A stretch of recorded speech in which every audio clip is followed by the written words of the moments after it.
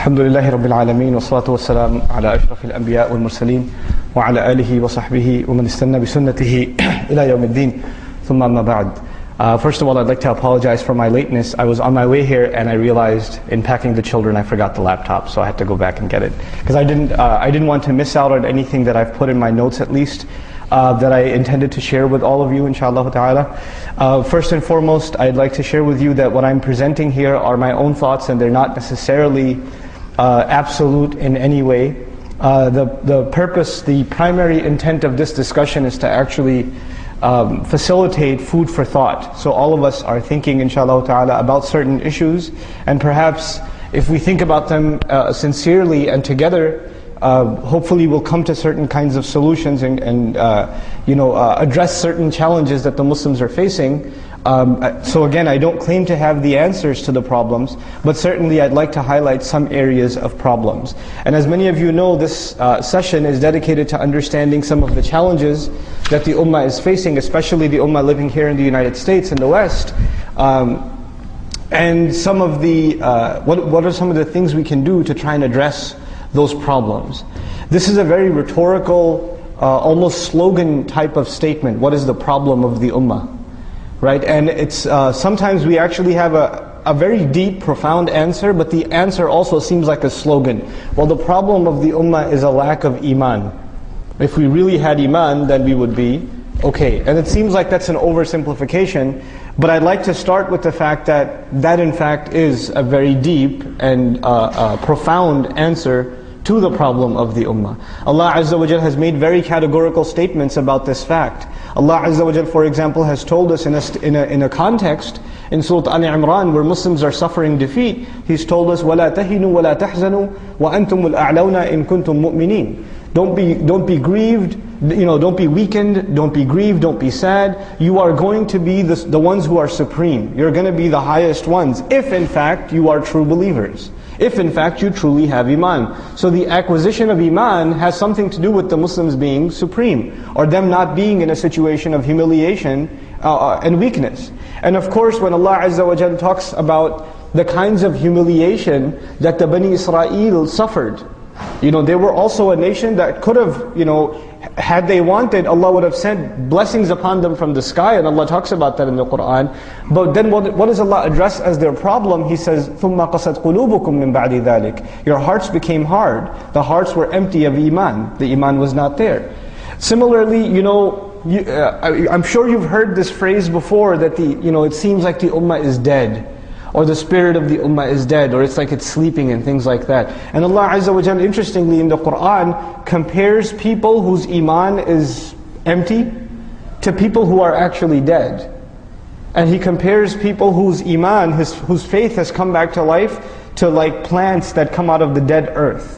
So Allah Azza wa Jalla, for example, in Surah Al-Hadid, He says, فَقَسَتْ قُلُوبُهُمْ وَكَثِيرٌ مِّنْهُمْ فَاسِقُونَ. People of the book before us, their hearts became hard and most of them are corrupt. That's what He makes a statement about them. And then He says, اعلموا أن الله يحيي الأرض بعد موتها. You should know Allah gives life to the earth after it had died.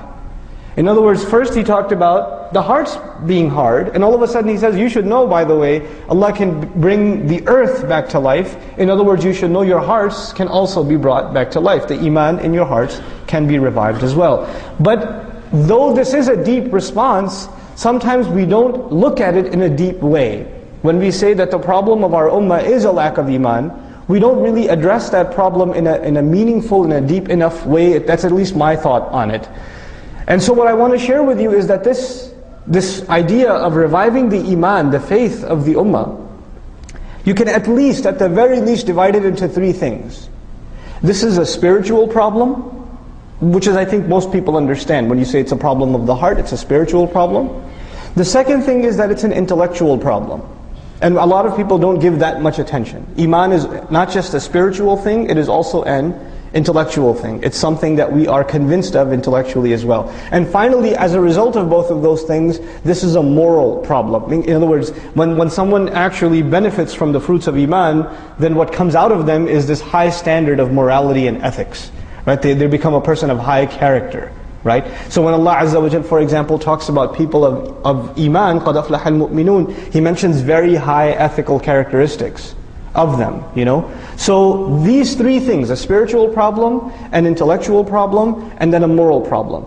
The one that gets the least attention, at least as far as I've seen, Wallahu ta'ala a'lam, is the intellectual problem. Though we have to address all three of them. For purposes of this discussion, what I'd like to say is that the personality of the human being, the way we make decisions, Allah Azza wa Jal has divided it into two faculties. And both of these faculties are talked about in the Qur'an. Though as far as psychology is concerned, there are even more faculties. These are the two I'm going to highlight before you today. There's the heart and there's the mind. So Allah Azza wa Jal challenges the mind of the people, and He says, أَفَلَا تَعْقِلُونَ أَفَلَا تَتَفَكَّرُونَ لَعَلَّكُمْ تَعْقِلُونَ. Right?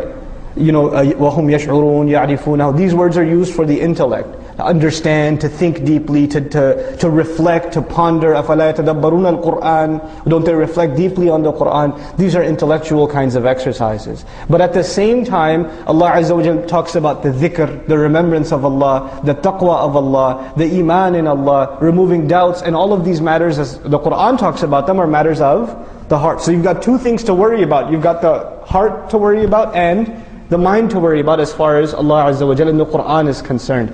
Now, again, just laying the foundation for what is going to be, inshallah, a long discussion. One of the founding things I want to share with you is that the Christian community, as described in the Qur'an, were people that had very soft hearts. These were people that, remember Allah, and Allah Azza wa Jalla talks about how they are people of soft hearts. And at the same time, what they abandoned was the intellectual dimension. 3 is 1 and 1 is 3 didn't have to make sense. Why? Because their spirituality was so important, they kind of denied the idea of having to think about their faith. So even to this day, you can have the smartest, very intelligent Christians who believe in the Trinity, very intelligent. They can have PhDs in sciences and things like that. But when you talk to them about the Trinity, or you talk to them about Jesus, His blood saving you from all sins and things like that, which makes absolutely no sense from a logical point of view, they'll just say it's the mystery of faith. In other words, when it comes to certain things, they want to shut their mind off. The exact opposite extreme Allah describes was the Bani Israel. Their hearts became hard, but their minds are very sharp. So they're very intelligent people. When they saw the Messenger of Allah sallallahu alaihi wasallam, they immediately recognized him. This is the one being described in our books. All of the signs that we have studied in our books point to the fact that this is the Messenger of Allah. Now that takes a very intelligent person to figure out. So Allah is actually acknowledging that these people are pretty intelligent. But where's the problem though? When this is good, this is bad. So for the Christian community, this is good, and this isn't being applied. And for the Bani Israel in Qur'an, this is being applied, but this has gone bad. You understand? Now this ummah is supposed to be the ummah of balance. So what is supposed to be sound when it comes to us? Our hearts and our minds. Right? These are not rhetorical statements, these are very powerful declarations. Now, what I want to share with you about the intellectual, I'll move along quickly inshallah ta'ala, is that we are living in times where the foundation of Islam is under attack. And Islam is only the most recent victim of a larger attack. The larger attack is against this idea of faith and religion altogether.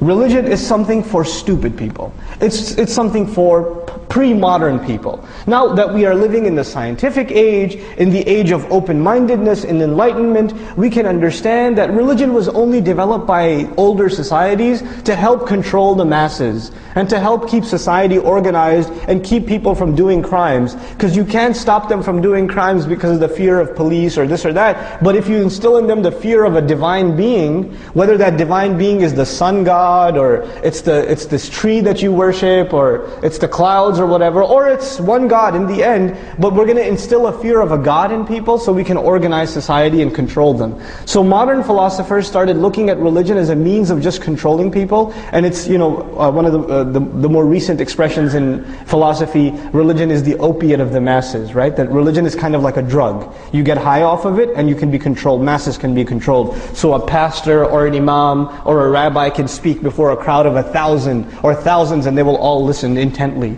right? So they're all basically drugged, right? They're all drugged. So they look at religion as this inferior thing.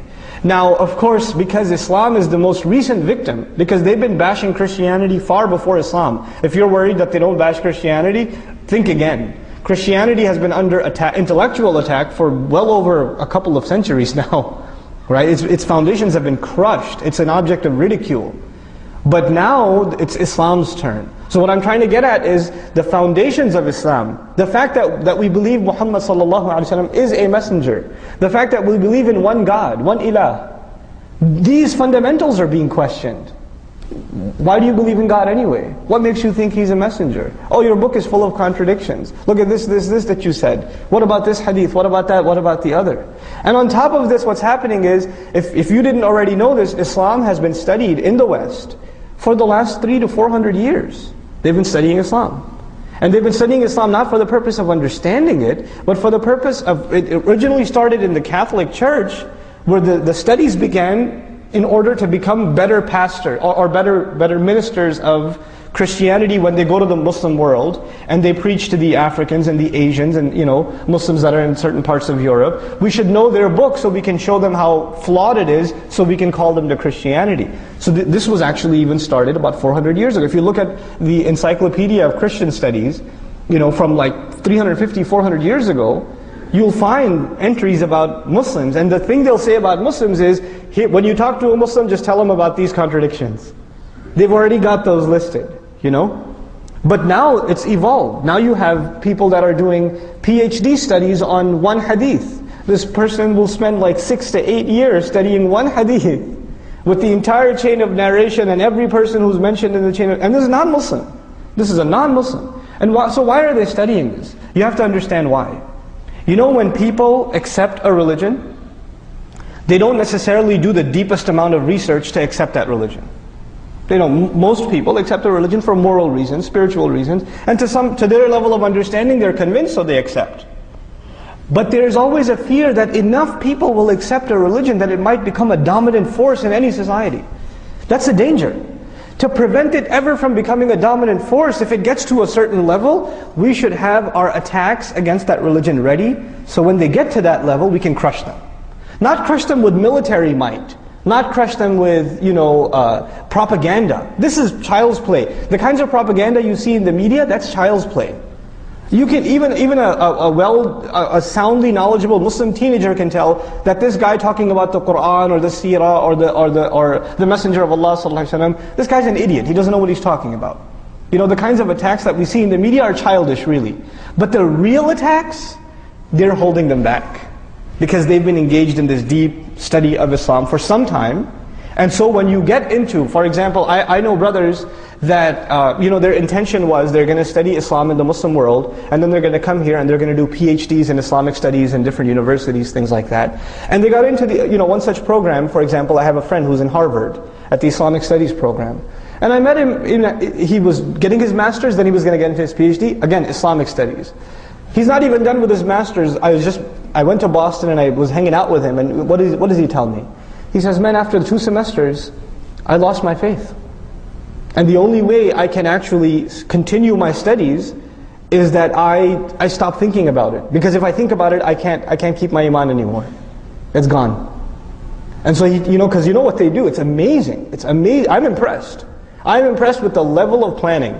The first semester he attended it's called Ilm al-Hadith, Science of Hadith, right? And you know what the premise is? For the last 80 years in American academics, when they study hadith, you know how we say how authentic a hadith is? Muttafaqun alayh, the strong chain of narration, tawatur, things like that. It occurs in Bukhari and Muslim, So the stronger the chain is, the more authentic, the more reliable the hadith is. They reverse engineered it. They presented a theory where the stronger the narration, that means the more these Muslims had to come up with sort of a fabricated list to make sure the Muslims follow these texts. In other words, the stronger the chain of narration, the more suspect the text. That's what they begin with. And they'll have research and papers and articles and discussions on this stuff to the nth degree. And if you don't know your stuff, you're going to get swept away in no time. And this isn't a PhD program. Let's come to at least all of our youth eventually are going to go, I would think, into a bachelor's program at the very least, an associate's bachelor's program. Now there's Islam 101. Or Philosophy 101, or the Philosophy of Ethics. In Islam 101, you can get your faith rattled. I took an Islamic studies class when I was in college. And the questions they asked, they would ask us, the Muslim kids questions. I would go to the Imam and ask them questions, and the Imam would just say, Astaghfirullah, make dua. You know? Because this is waswasa of shaitan. He's putting doubt in your mind. I was like, dude, this is my professor, not shaitan. I mean, he may be, but I'm saying. But we need to have, this is my first major point. When we say that the problem of the ummah is iman, then protecting the intellectual integrity of iman is critical. The things that they're trying to attack, they're not trying to attack the top of the building, they're trying to attack what? The foundation. When the foundation is gone, you don't have to worry about the rest of the building, it's all gone.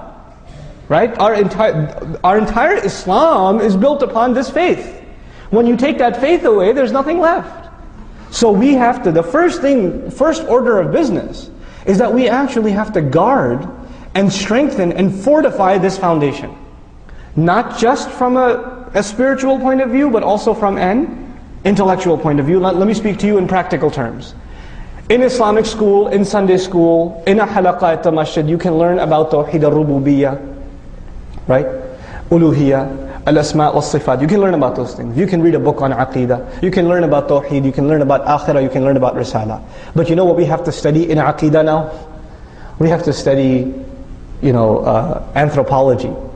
We have to study Darwinism. We have to study Richard Dawkins, the leading atheist in the world, whose studies against belief in God are now being studied at the highest levels in universities. And I've met Muslim kids who have left Islam over the last summer. It's been very depressing for me.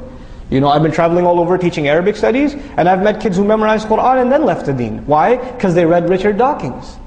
They read this philosopher who talks about atheism. You know how we say when human beings are born, they're born on the fitrah? In other words, we have iman in Allah as the default. The techies here know what default is, right? .php or whatever, right? So the default condition is belief in God. Richard Dawkins argues the default position is atheism. We are taught belief in God.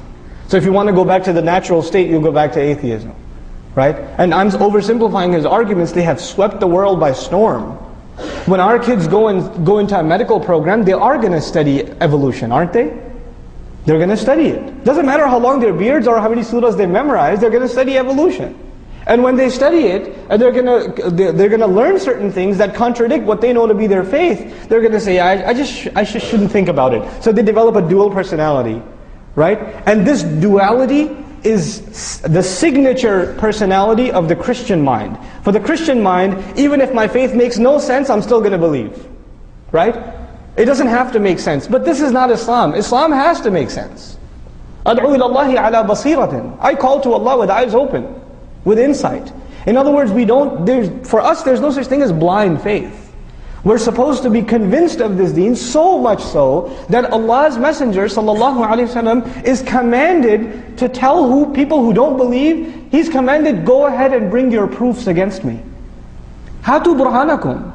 Bring your proofs. So when they bring forward atheism and agnosticism, and when they bring forward anthropology, and they bring forward evolution, and things like that seem at the surface level to contradict our faith, they are doing what Allah told them to do. Allah told them to bring evidences against our deen. That's what Allah told them. The problem though is, if we don't know our deen, then we're not ready to respond. Don't think Qur'an is not strong enough to respond to those things. We haven't studied it deep enough to respond, is what the problem is. So this intellectual problem is something that is very serious, and we haven't even begun to address it. We haven't begun to address it. And so that's the first problem I want to bring to your attention. The second thing is, the life of a community is also tied directly to iman. We can't deny that. Allah made that, like I said, Allah already declared that for us in His book.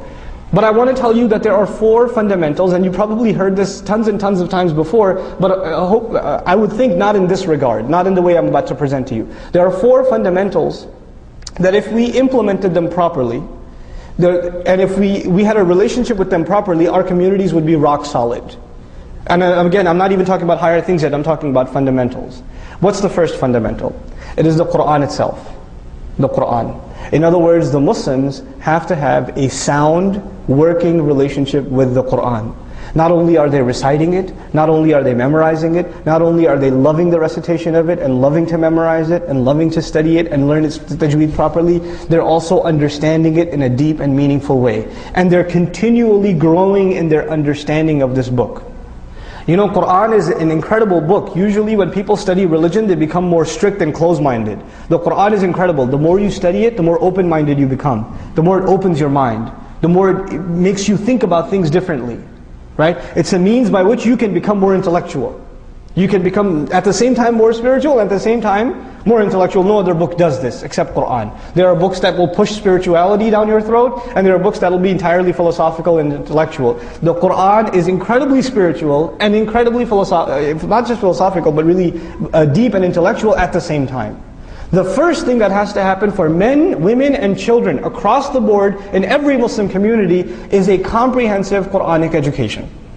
From the basics to this idea of engaging in pondering and reflection on the Qur'an. You know, really engaging the text and really appreciating what Allah Azza wa Jalla has to say to the best of our ability. That should be a communal exercise. And it needs to be facilitated. You know, Umar bin al-Khattab radiallahu anhu, in his position as Amirul Mu'mineen, one of the first orders of business is halaqat of Qur'an. Halaqat of Qur'an all over. And Sahaba are sitting and they're studying Qur'an together. Right? Because this has to do with us keeping our identity intact. That's the first thing. That's the first fundamental. The second fundamental is salat. And when I say so, you've heard about the importance of salat tons of times. So I'm not going to repeat what you've already heard hundreds of times. But I will tie it to what I'm trying to say here. When you have a healthy relationship with the Qur'an, you know how even the most highest professions like physicians or architects or whatever, even they have to go for refresher seminars and reviews, right? You've internalized this really deep, profound thing. Where do you get your review? Salat. Every few hours you stand in front of Allah and you review what message He's given you, the profound words that He's given you and me. So it's an opportunity for us to refresh our faith constantly. It revives us spiritually and intellectually every single time, if we are able to engage in our salat. But if our salat is what it is right now, which is pretty much very good cardiovascular exercise, right? And it's not much more than that for most of us. We don't know what's being recited. We don't know what Allah Azza wa Jalla is saying in the Qur'an. Now this is a tragedy. Because the means by which you can keep Qur'an alive in the community, Allah gave us that mechanism. That institution is salah. When the salah is not connecting you to Qur'an, nothing can connect you to the Qur'an. Because salah is what Allah gave us to connect to the Qur'an. That's what Allah gave us. What can we have in addition that's going to work? So we have the halaqat and the tafasir and things like that, but there needs to be a mass movement of facilitating Arabic education, for Muslims across the world, and I'm just saying specifically here in the United States, we should have access to the best form of Arabic education for the purpose of us having a better sound experience in salat. This has to do with us surviving. Because when our salah becomes empty, then the entire deen is gone. Because you know, salah is directly connected to three things. I'll make quick mention of this. The first thing is the state of the ummah, the state of the union, right? The state of the union, Allah's Messenger ﷺ says about the salah, he says, "In saluhat saluhal amru kulluhu." If the salat is good, then the whole thing is good. If salat is good, the whole thing is good. You know, it's an amazing thing to say. It's not just about making wudu properly and facing the right direction, and those are all important peripherals. But what's the heart of the salah? To connect to the word of Allah. To have this deep relationship with, and if that's there, then the ummah is okay. Then they're connected to what they need to be connected to.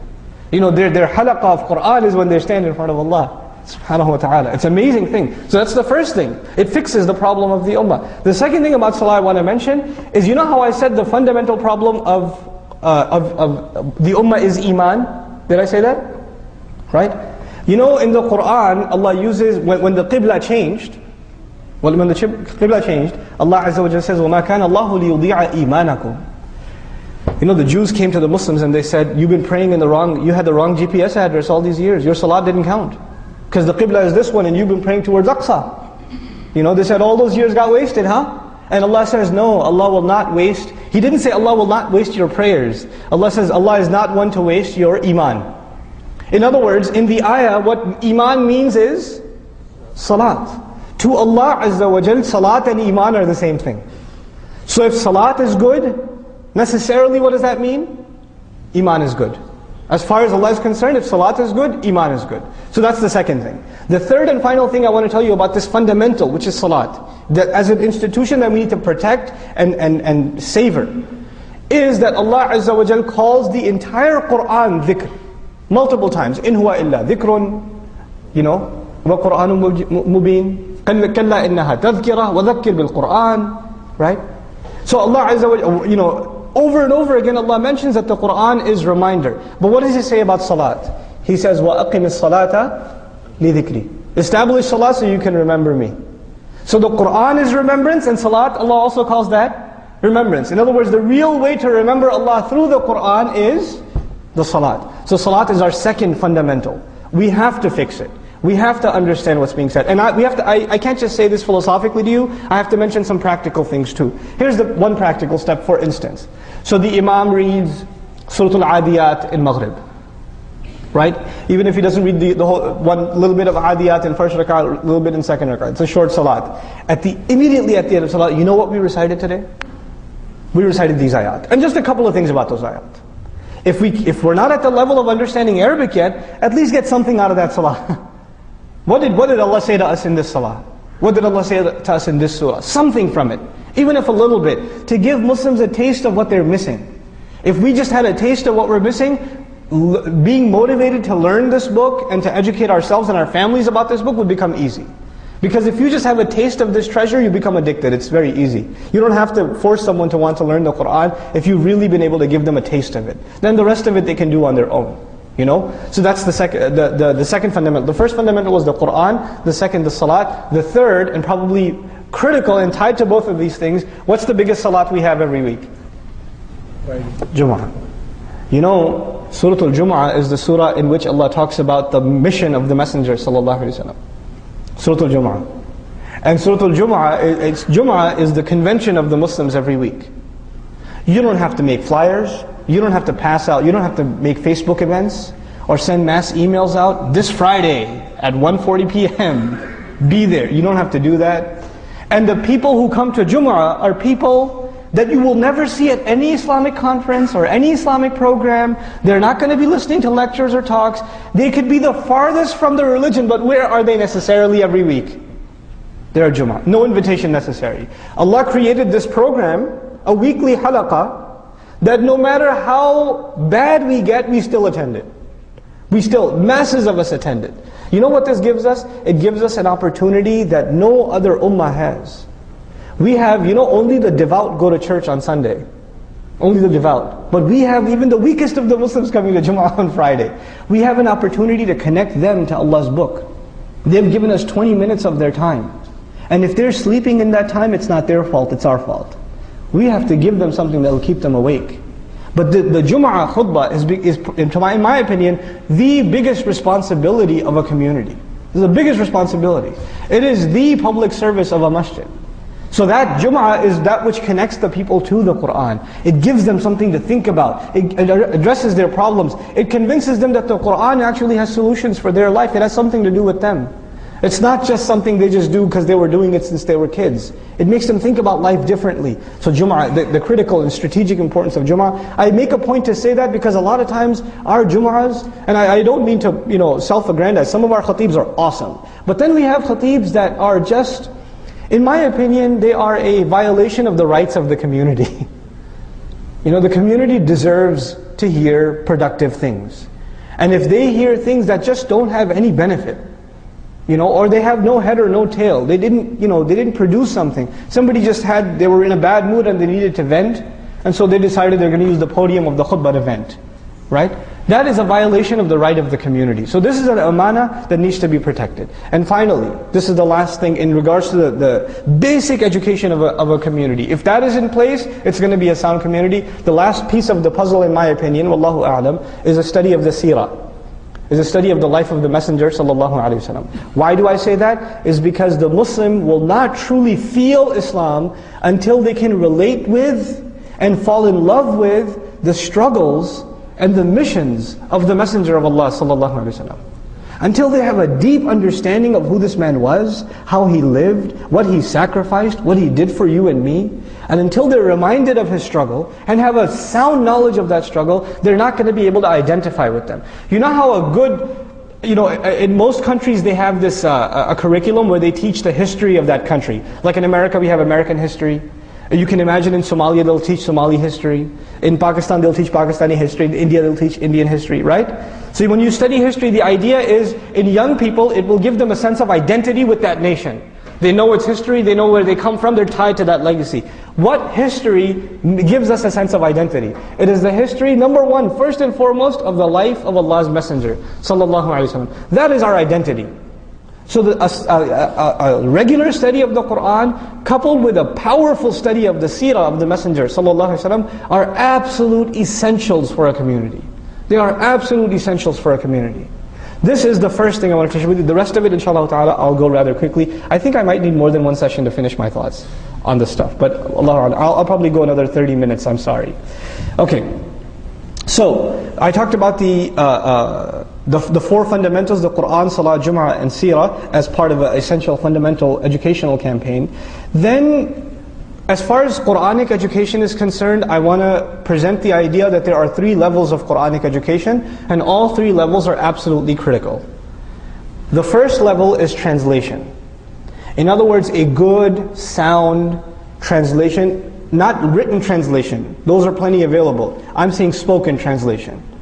Right? And not even studio recording, like conversational translation, making you feel like Qur'an is a conversation between you and Allah. That kind of translation will at least connect Muslims, make them familiar with Islam, make them familiar with the Qur'an. That's the first level. The second level is dars of the Qur'an, meaning, you know how we do it in the evenings with Surah Al-Baqarah? A couple of lessons from every ayah, not too deep, not too much study, but just a few things about what the ayah says, a few lessons from it. So in other words, the Muslims are trying to engage with the text a little more than just translation. That's the second level. That needs to be there as well, it needs to be in place. And then there's the third level, which is a thorough, deep study of the ayat. And even if it takes you a lifetime to go through the Qur'an once in that way, that's okay. The point isn't to finish the Qur'an, the point is whatever you study it deeply. Effectively. Even if you spend a year on an ayah or a surah, that's okay. Study as many tafasir as you can, and study every single word in the ayah, and what has been said, and the reflections of other scholars about the ayah, but spend on it. Because Allah Azza wa Jal mentions in the Qur'an, He says, أَفَلَا يَتَدَبَّرُونَ الْقُرْآنَ أَمْ عَلَى قُلُوبٍ أَقْفَالُهَا. Don't they reflect deeply on the Qur'an, or the heart's locked up? In other words, this deep reflection on the Qur'an is a means to unlock hearts. It's a means to do that. So these are three levels of Quranic education that we need to develop. Now I'm going to go on to other things. The imaniyat was the first thing. But then now I want to talk to you about what we need to be funding. There are certain issues in the ummah, living issues in the ummah today, that are unresolved. They're unresolved. There are issues, for example, I'm not scared of controversy, so I'll come out and say it. What is jihad fi sabilillah? What does wala and bara mean? Our idea of the allegiance and separation. Muslims living in non-Muslim societies. What is our status? Where do our allegiances stand? These are not just things we should be asking ourselves, these are things non-Muslims are asking us now. Right? The non-Muslims are telling us, oh, you hate us because we're kuffar, and you're trying to take over our country, and the only reason you're saying is Islam is peace is because you have your covert agenda. And eventually you guys want to wage jihad against us. So all these mosques you're building are actually jihad training centers. They're saying these things to us, right? But actually we Muslims, let's be honest, if you ask 10 people in a row after Jum'ah, what is jihad fi sabilillah? You're going to get one answer? You're going to get 10 different answers. We ourselves are not in any kind of unanimity on what this subject is. How it applies, how it doesn't apply. When is it being used properly, when is it being misused? We have no idea. And on top of that, it's even more dangerous. There are certain elements in the ummah that are very militant, and they're very angry at the situation of the Muslims. So they write blogs and articles and papers about how we need to fight the enemy and this and that, and they'll praise ridiculous acts like the underwear bomber. They'll say that guy's a mujahid fi sabilillah or whatever, right? There are Muslims on that plane, for God's sake. I understand men, women and children on that plane, but they'll call it jihad fi sabilillah, and they'll quote ayat and a hadith, and some stupid young Muslim teenager is going to read that blog and say, man, this guy's got a lot of daleel for what he's saying. Look at all the ahadith and ayat he quoted. He must know what he's talking about. After all these ayat, they lead to one conclusion. Right? And when you say, well, what about this paper? What about all these evidences he's got? You take them to your local community and say, we condemn these acts. We have nothing to do with them. In other words, on the one hand, you have someone who's giving you all this evidence.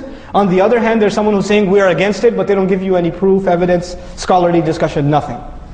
One of the necessary needs of the ummah today is a scholarly, thorough understanding of controversial subjects. Not just so we can explain them to non-Muslims, for our own selves. For our own understanding, honest, deep, scholarly research. We can't expect it to happen, we need to fund that research. We need to identify the top scholars in a particular field and say, listen, your job for 6 months, produce a paper, then give a lecture, and then give us a series of khutbahs that we can give in our community so the Muslims understand this subject properly. And it's not just one subject like jihad fi sabilillah. It is multiple subjects. The education for Muslim women, the issue of where do we draw the line for separation, things like that. The issues that are dividing us, issues that are eating away at the fabric of our communities. To have proper scholarly deep research and actually have think tanks of scholars from different schools of thought coming to unanimous conclusions and saying this will benefit the ummah. Across the board, this is what we need to be doing. Our scholars have the credentials, but they haven't been given the direction. They have not been pushed. Our scholars will go and study for years, and they've studied amazing things. And yet, after all that knowledge where they are now able to do amazing research, what do? No, teach my children how to read Alif Ba at the masjid. Which is important, but man, the guy studied 10 years. He's a PhD. It's like saying you did a PhD in mathematics, and now your job is to teach, 1, 2, and 3, how to write the numbers 1, 2, and 3 in preschool.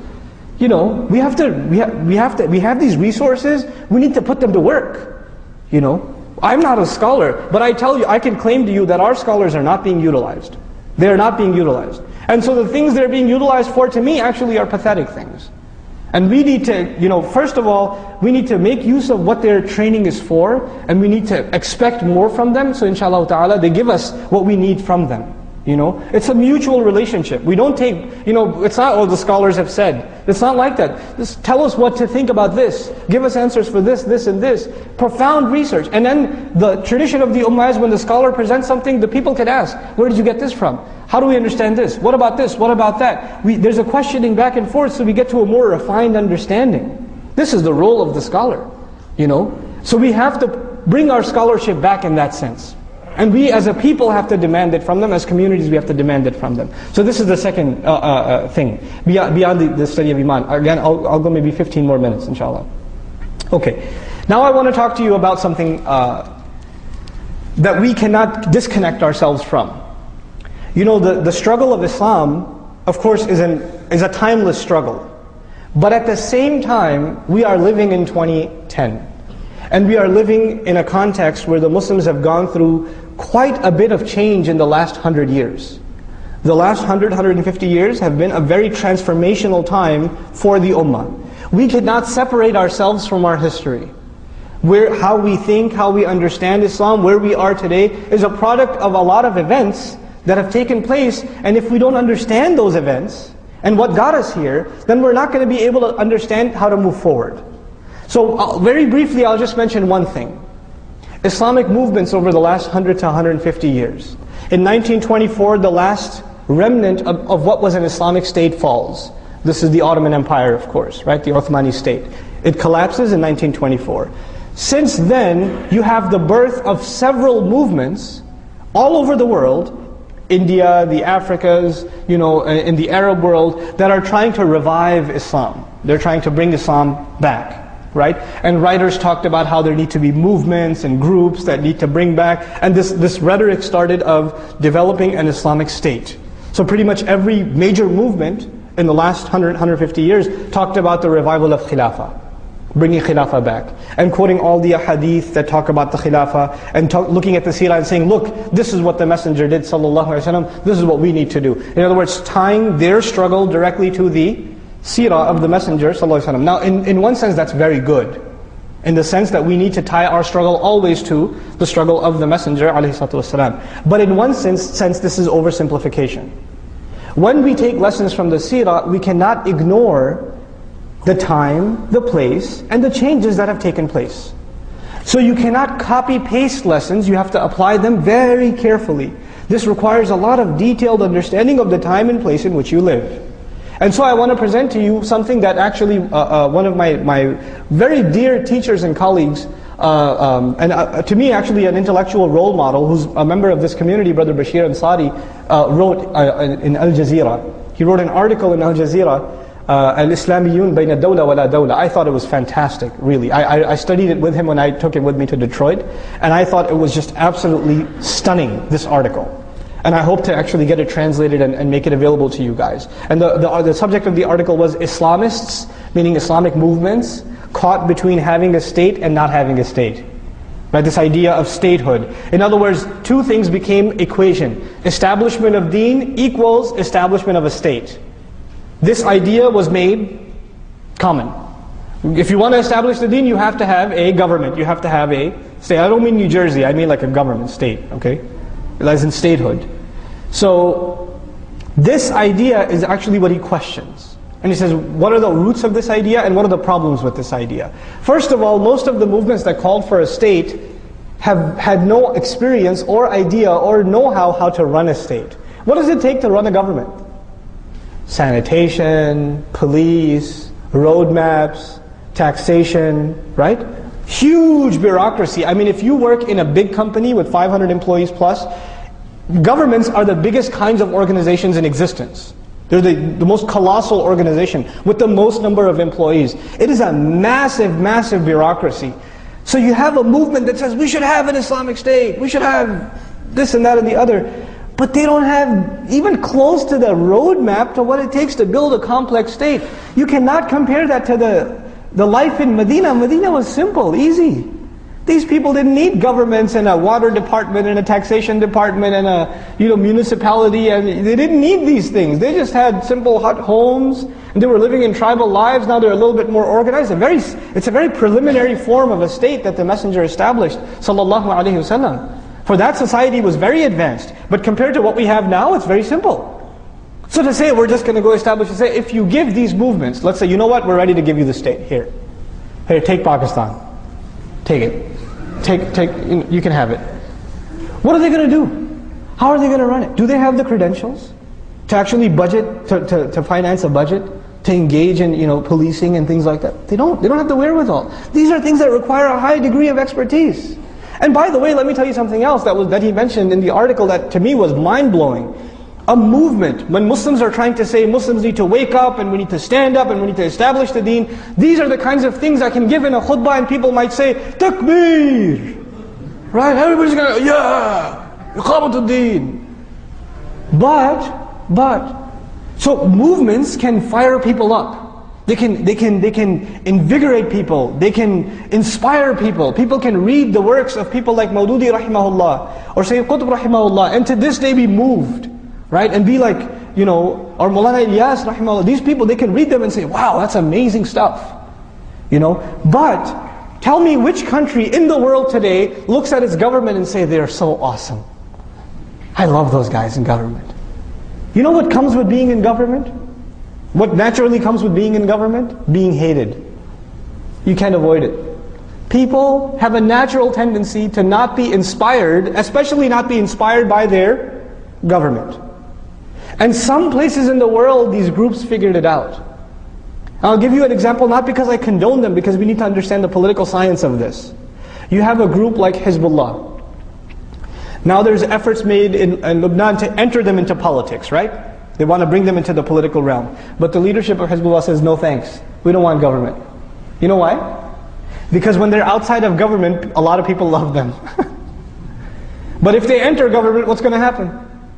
They're going to lose their credit. Oh, they're corrupt like all these other government politicians. You see what I'm saying? So they understand that they're more powerful outside government than they even are inside government. Now let's not just take an Arab example, let's take an American example. How much does government affect your life? On a day-to-day basis? Okay, I know you pay taxes every year. I understand that. But other than that, on a daily basis, what influence does government have on your life? The major things that are in this country, for example, the way you think about fashion, the way you think about what's success and failure, your mentality, it doesn't come from the government. It all comes from the private sector. It comes from the entertainment industry and the academia and the major corporations that are selling products to us and driving the advertising and even the medical research and all the research universities funded by private organizations. In other words, the vast majority of things that influence you on a day-to-day basis don't come from government. Where do they come from? Well, what I like to call the private sector. They come from the private sector. If Muslims understood that, you know what we would be worried about? If you really want to take over society, you know what you should be taking over? The private sector. Open field. The Muslims haven't even begun to touch how many Muslims in media. More powerful than government today is what? The media can change the course of elections. The media can get a president impeached.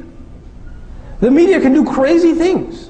The media can say things like horrible, terrible things like, Obama's Muslim. Right? And get away with it. Media is powerful. Academia, universities. Universities shape the minds of the pillars of this society. How many Muslims in academia? How many Muslim sociologists, anthropologists, political scientists, historians? We're not present.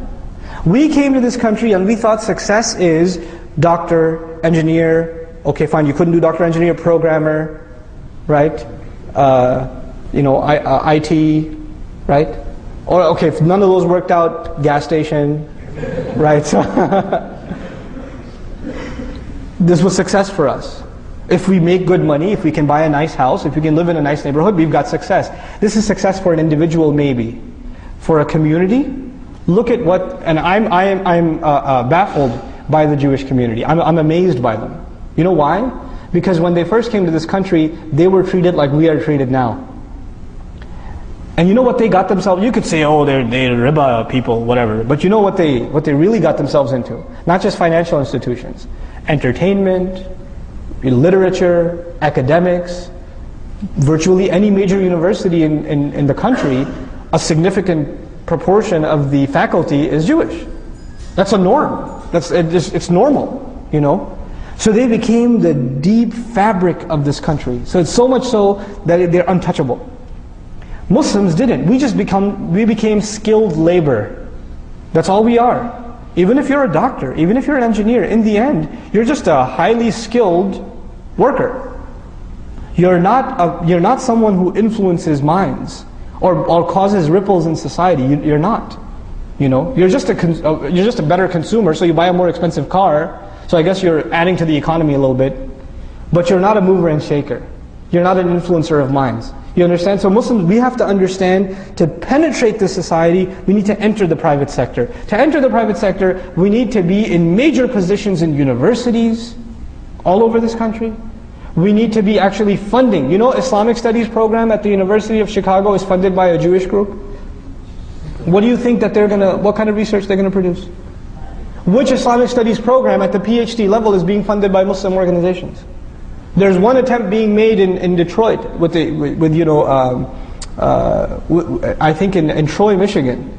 And they're asking for an endowment of a couple of million, and the Muslims are struggling to come up with those money. I appreciate their effort, actually. If you're not entering into this is the game. You got to enter the game. You know, the messenger challenges the poets. The poets of our time are the academics. You got to enter the game. You know, we're not even in it. We're bubbled by ourselves. So this is a very big thing that we need to enter. We need to have our Muslim youth that are creative go into media studies, go into film production. This is the language of this is the poetry of our time. You know, the thing that moved the masses in the time of the messenger was poetry. What moves us today is YouTube. Right? We need people that are actually qualified in film production, sociologists, not just psychologists, but even like historians, Muslim historians. We need them. We don't have them. These are things that become the fabric of a society. And the other thing we need is huge, massive Walmart-sized businesses. Not just run by individuals, but these massive organizations that are funding entire projects. So for example, I'll give you a secular example like the Bill and Melinda Gates Foundation from Microsoft, right?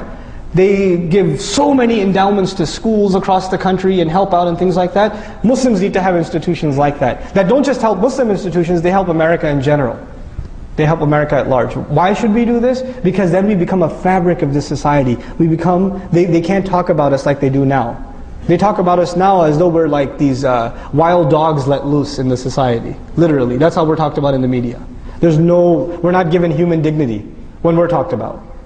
That's not where we stand. Why not? Because we isolated ourselves.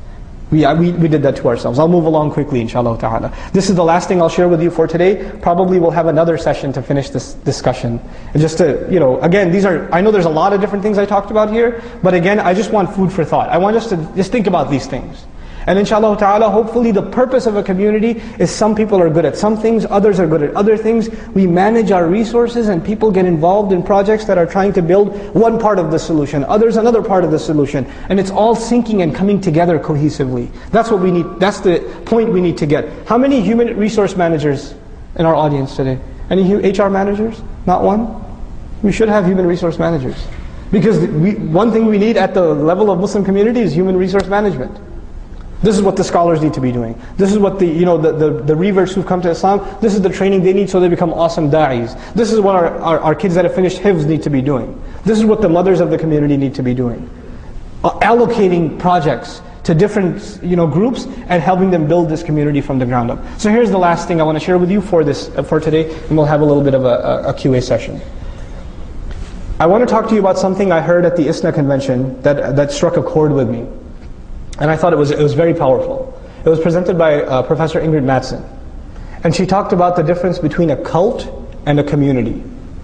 So this is the last thing I'm sharing with you. The difference between a cult and a community.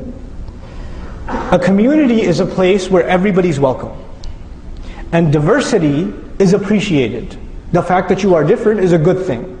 Because it adds to the texture and the depth and the richness of the community. A cult, however, demands that everybody be exactly the same. They should talk the same, they should dress the same, they should look the same, they should act the same. It's like this uniform thing. That's a cult. Now, in a community, when somebody makes a mistake, Muslims, we make mistakes. Somebody falls into sin. Somebody veers off the path. What a community does is it nurtures them and says, look, we all make mistakes, let me help you. And they can bring you back. And they can support you until you're back on your feet again. In other words, the community travels together, and when somebody trips and falls, there are others who can pick you up and take you along. In a cult, when somebody makes a mistake, they're kicked out. There's no tolerance. You got out of line, you're done. You're finished. In a community, you have this idea that when you want to engage and help people understand themselves better by open conversation. You want to be able to ask questions without being afraid of criticism. So for example, one of you has the right to ask me a question that other people might look at them, how could you ask that question? How dare you say that? No, actually you can ask a question. You shouldn't be afraid to ask questions and to get clarifications, because a community supports the idea of open communication. There should be nothing is taboo. We should be able to ask whatever we want to ask without being afraid of being judged, right? In a cult, you're not allowed to ask questions. If you ask certain questions, how dare you? You should be ashamed of yourself. Why don't you become like everybody else, a robot? Right? So this idea of keeping uniformity. And finally, in a community, you have the urge to want to not only understand ourselves, but to understand our neighbors. So we'll go over to the church, we'll go over to the fire station, we'll go over to our neighbors and invite them over to us. And we'll say, tell us about your faith, we'll tell you about ours. وَتَعَاوَنُوا عَلَى الْبِرِّ وَالتَّقْوَى. Cooperate with each other in good things and in taqwa. You can do that. You can even agree to certain things with them. So now, a community would like to reach out and to be known and to identify itself as someone who can serve others. A cult, however, hates outside communication. They want to be isolated, cut off from everybody else. And what a cult does to their members, it tells them don't listen to anybody else, because they'll mess you up. The only way you'll stay safe is if you listen to us. We've got the right Islam. Everybody else is deviant and out, they'll put waswasa and mess up your aqeedah and this and that. So don't listen to this speaker, don't go to that convention, don't go to that masjid, don't go here, don't go there, don't go there, don't go there, because it'll all be, you'll get lost. We're trying to keep you safe. Right? So the cult tries to keep its members bubbled, and outside the rest. And actually I said finally, but this is the most important one, so finally. A community, one of its fundamental functions is to help the family become stronger. So in a community, it trains you to become a better father, a better husband, a better wife, a better son, a better daughter, a better neighbor. It makes you develop better relationships. Right? That's what a community does. You know what a cult does? It cuts you off from your family. You have conflicts in the house. You have disagreements and arguments. You have the home turns into a battlefield. Why? Because you're trying to turn your family doesn't agree with your cult, so the family became the enemy. And the cult will even come and say your family is a fitna. You should, they're dunya, we're calling you to deen, so leave your family. This is a cult. And the reason I make this distinction is, a lot of masjids in this country are cults. A lot of masjids are cults. And what we need in this country is communities. We desperately need communities. We need to understand this difference, and we need to help our masjids come out of a cult and eventually become a community. And sometimes we're in between. We're kind of in between somewhere. And we're hoping that all of our masajid, inshallah ta'ala, are healthy, functioning communities. And they don't end up becoming cults. There's a very important distinction to make, and an opportunity for us to move forward. Inshallah ta'ala, at this point I'll take written questions. Written questions only, right? Okay. Okay.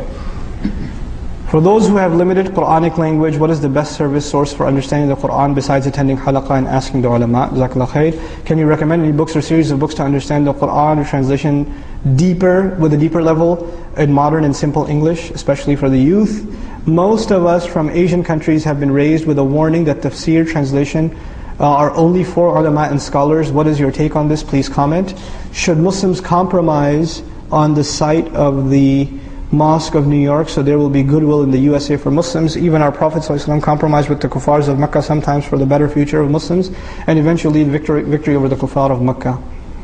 Wouldn't $100 million be more productive for the ummah to invest in 100 different masjids across the US instead of so stiff and pushing ground zero masjid projects so hard?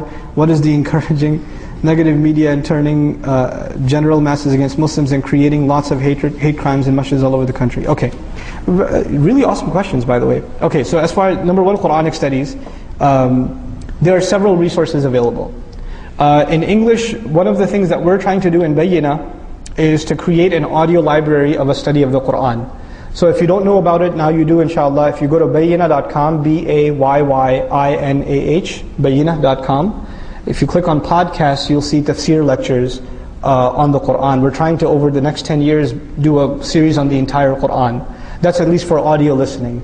And it's a partnership between myself and Sheikh Abdul Nasir, who used to be at Colleyville. And actually he's leading Taraweeh this year also here. So he's doing just Tabarak. I already finished Juz Amma, and I'm going to start here at this masjid after Ramadan again. Bi-idhnillah. And all the recordings are put up for free, so you have access to them. The second resource, there are some very, very good books written in English on the Qur'an now. A lot better than what was out there before, and a lot more contemporary language. The number one book I would recommend is Pondering Over the Qur'an. This is a translation of Tadabbur al-Qur'an from Urdu into English, and it's excellent English. It's very, very good English, and it's very impeccably written. Once again, it's called Pondering Over the Qur'an by Islahi. That's the name of the scholar. A good translation, even though I have a lot of disagreements with translation, but nonetheless better than most that are out there. I would recommend Oxford University Press, Abdul Halim. Abdul Halim put out a translation of the Qur'an, and it's closer to the text than others, even though I have my share of criticisms of that translation as well. So you have those couple of resources.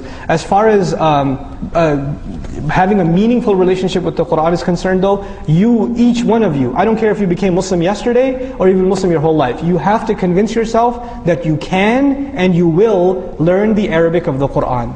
You have to convince yourself of this. There's no way around it. This ummah has to know it. We are a multinational ummah that spans the entire globe, and everywhere the Muslims went, we learned Arabic. It's not just an Arab thing, it's a Muslim thing. It's not limited to the Arabs. It's part of our identity. Ibn Taymiyyah rahimahullah said that every nation has a flag, and the flag of Islam is the Arabic language. Right? So this is our identity. Imam Shafi'i rahimahullah said it's wajib on every Muslim to learn it as much as it's possible. بِقَدْرِ جَهْدِهِ, as much as humanly possible. As far as the question of, we're taught that studying or the Qur'an is only for the ulama and scholars, there's an extreme. There are two extremes. I'd like to share both extremes with you. One extreme is I can read the Qur'an and figure it out myself. That's one extreme, and it's false. The second extreme is the Qur'an is only for the scholars. It has nothing to do with me. If the scholar tells me something about it, well and good, I'm not going to engage in a study of the Qur'an. That's also false. A healthy relationship with the Qur'an means you are studying the Qur'an, you are studying tafasir, you're studying an ayah, and when you don't understand something, or you want to make sure what you understood is correct, you go to the alim and you ask him. But you continue your own study. You continue to read the tafasir. The great works of the scholars were not written for scholars, they were written for people. Mufti Muhammad Shafi used to give radio lectures in Pakistan that were turned into the Tafsir Ma'arif al-Quran. It wasn't written for scholars, it was written for you and me. And now it's been translated into English too, Ma'arif al-Quran, even though the English isn't all that good. But the idea is these are written for us. So we need to study them. And of course you'll read things you don't understand. That's when you put the scholars to work and you go to the Imam. You come to Imam Zayd and say, Imam Sahib, what about this ayah? I don't get this. What does this word mean? Or what is this doing here? Can you help me understand? And maybe our Imams don't know and they'll force them to do research and come back to you. So this is a healthy thing to do. And this is something we should be engaged in. We shouldn't be afraid of studying the Qur'an, but we should respect the scholarly tradition of it at the same time. Okay. Very less numbers of youth. I didn't talk about the ground zero thing. I guess I have my own opinions. I can't give you the official Islamic stance on it. But I think this, more than anything else, the ground zero issue is an eye-opener for Muslims. They didn't come and attack it saying, we don't want a mosque here. That was the first thing they said, but they realized that sounds racist and that sounds prejudice and it's against freedom of religion, so we're not going to go that route. You know what they came and said? We don't know who this Imam guy is. We don't know what they get their money from. Right? They came with all these other questions. So we all know why they don't want it. They don't want it because it's a masjid. But now they're coming at those attacks from a bureaucratic or background check point of view. This is a great look in the mirror for us. You know why? Because now we know that when we run a masjid or any Islamic institution, our accounting better be crystal clear. And our background checks better be solid. If we're going to be in this country, we have to learn how to survive. And we cannot run our masajid the way a masjid is run in Hyderabad or in Lahore or in Cairo. It's not going to run like that. We have to have certified professional accountants. We have to have crystal clear accounting on the books. We have to have an open relationship with the IRS. We have to have open background checks, and we have to have even a transparent relationship with the authorities. They should know who we are and we know who they are. So when somebody comes against us and says, what are you talking about, man? Go ask the director of the FBI, he knows our Imam. Go ask him. Because they know who we are and we know who they are, we have nothing to hide. Right? We can't be this secretive, blocked off, the kuffar are trying to get us. Well, the kuffar live next door to you, okay? So, we can't live like that. So this is an eye-opener for us. As far as the masjid itself, my opinion on it is there are multiple roads we can take, only Allah knows which is successful. One of the roads we might be able to take is to put a moratorium on the construction of the building or the establishment of the center, and say because of the prejudice and the racism that we have faced, we have decided that it's in the best interest of our community to take a moratorium on the masjid issue, and we're going to not pursue the project for another year. But at the same time, we're hoping that this is a chance for America to look in the mirror and ask itself, does it really believe in freedom of religion and civil rights, and the right to happiness and things like that, and freedom of worship. So what that would do is it would actually create a discussion of shame on us within half-witted or at least somewhat intellectual Americans, right? It would create that discussion, and it's good for us to create that discussion. At the same time, the masjid project overall should be supported, because America needs to know that we are here too, we are part of this country also, and we're not going to back down. We're not visitors here. If you're American, this is as much your land as it is anybody else's. And we have to have that sense of ownership. And I say this because Muslims, we don't have a sense of ownership here. We don't. We have this pipe dream, we're going back home. And it is a pipe dream. You're not going back home. Well, you go for 2 weeks, you can't wait to come back. You put your flight earlier. right? And some of them were like, land of the kuffar, I'm leaving, I'm going to the land of the Muslims. And they went, and they came back after, I couldn't take it, man. And they're right back where they were. So get over it, this is your country. Get over it, okay? And act like it. And we have to, on a side note, we have to stop acting like the people that are around us, or we're somehow not American. We are. Sorry. I know it might hurt your feelings, but we are. It's so disgusting when Muslims can have a conversation and say, brother, I was talking to one of my American friends. What do you mean, one of your American friends? What he means is my non-Muslim friends. So in the mind of a Muslim, when you say American, it necessarily means what? Non-Muslim. That's disgusting. America has nothing to do with being non-Muslim. You understand? And that, what that proves? You don't see yourself as part of this country.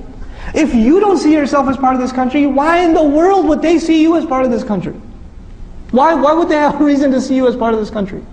So we have to change how we think. If we're going to build these institutions and communities, this is not a tourist visit for the ummah. We're here to stay.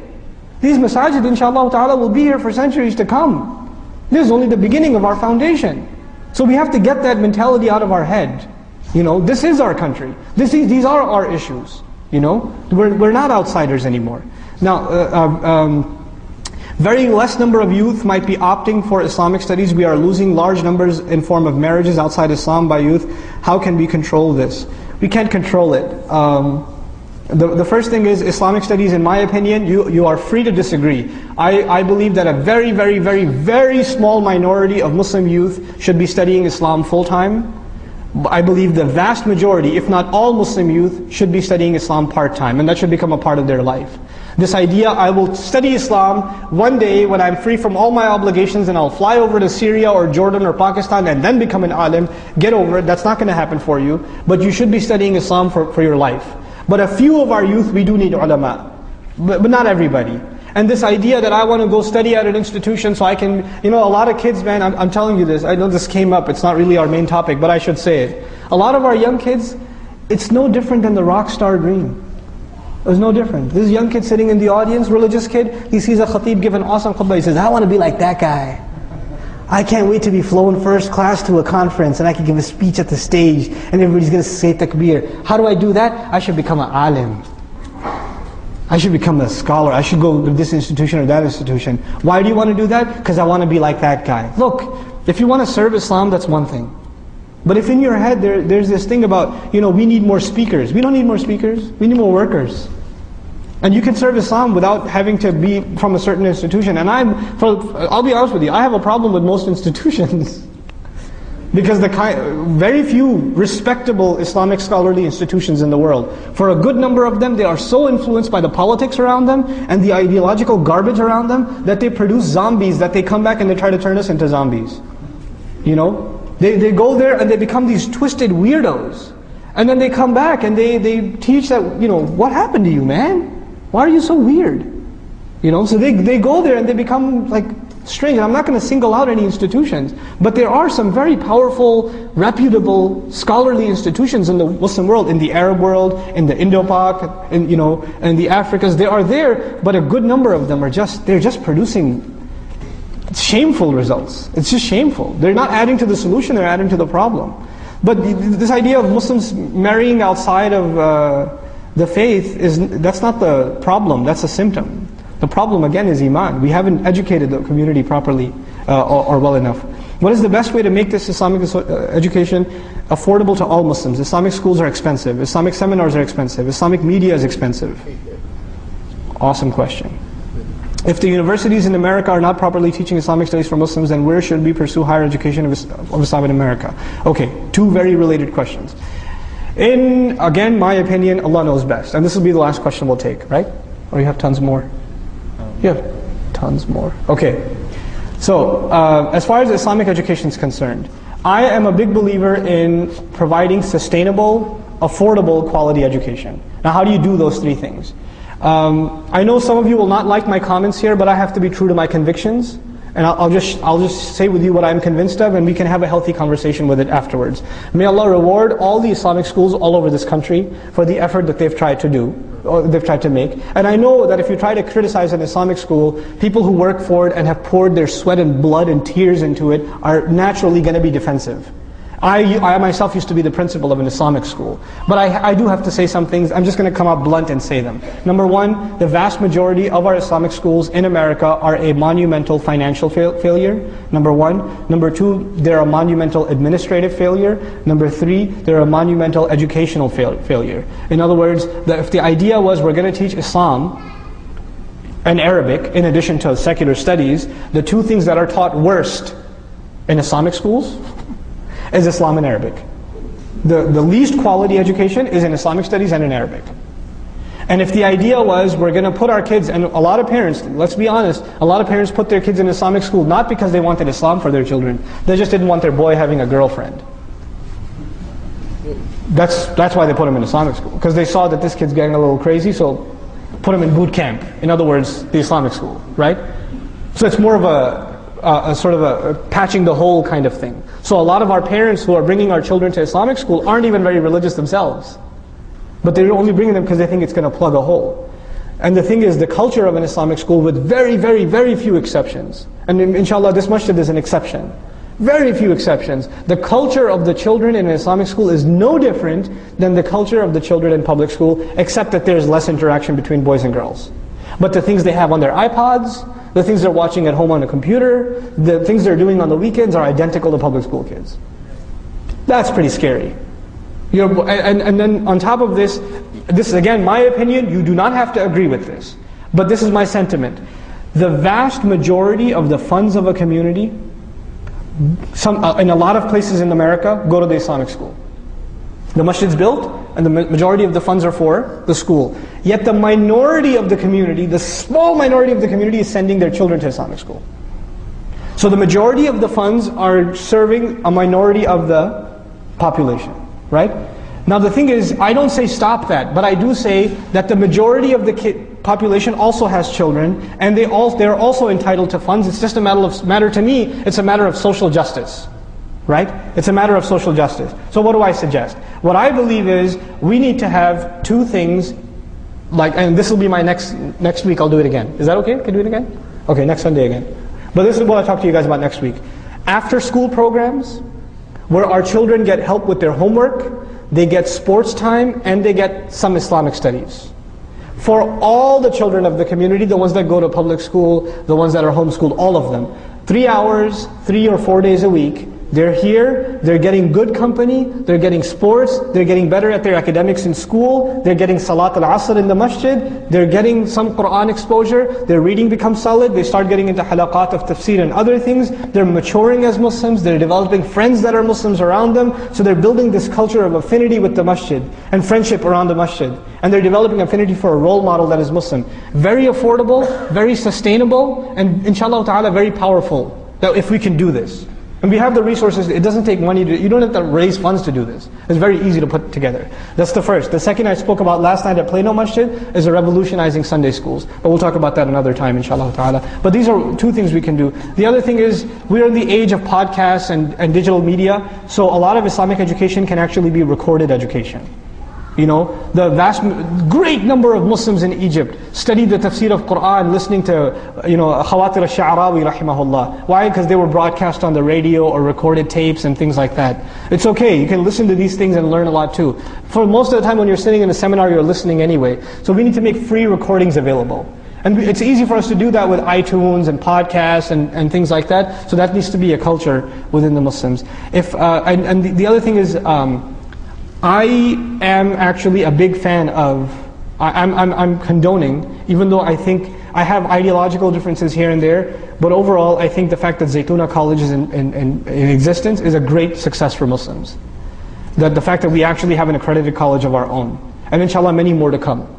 But we need to build our own institutions of higher learning. And if we can't get there, then the next best thing, we need to fund institutions of higher learning in existing colleges. So we have the Department of Islamic Studies run by the Muslims, funded by the Muslims. We need to be doing that. So we create opportunities for our youth to study Islam at high levels in this country. If we don't build educational institutions, we have no future in this country. It's not going to happen. There's like riots going on right now. They need the audio. If you want to continue, do you want to continue? No, we don't have this many people. This is what we'll do, inshallah. So I got through half of my presentation, inshallah. The other things that I wanted to talk about, I'll just give you a synopsis of it. The next two things I'm going to talk about is a business plan for masajid. How do we create a sustainable business model for masjid so they can sustain themselves? An intelligent distribution of human resources, social sciences and Islamic studies, which is a very important topic. How we need Muslims, therapists, social workers, marriage counselors, things like that. That needs to be an industry in and of itself because our homes are broken and we need people to talk to. So this is an area that needs a lot of work. And finally, inshallah, we'll have a long conversation about engagement. Engagement means how do we fight back against the wave of attack in the media? How do we effectively fight back? How do we engage so that our neighbors, for 5 square miles, everybody knows what this masjid stands for, and they're respected? How do we do that? That's engagement, inshallah ta'ala. So that we'll have that conversation, bi'idhnillah ta'ala. Next time, I pray that this obscure collection of thoughts was of some benefit to you, and I pray that we as Muslims are able to think seriously about our own future and about moving our communities forward. And I pray that Allah Azza wa Jal give all of the efforts that are being made by the Muslims, He gives them strength, He gives them, He fortifies them. I hope none of you take my comments incorrectly. I love Islamic schools, I do, but I don't think they're enough. I really don't think they're enough. And we have to be critical of our own efforts. If we're not critical of our own efforts, nobody's going to be. And we're not critical of them in order to bash them. We're critical of them so we learn or constructively, so we make them better and they make us better. Because that's what the institutions are there for. We're there to make them better and they're there to make us better. So we improve our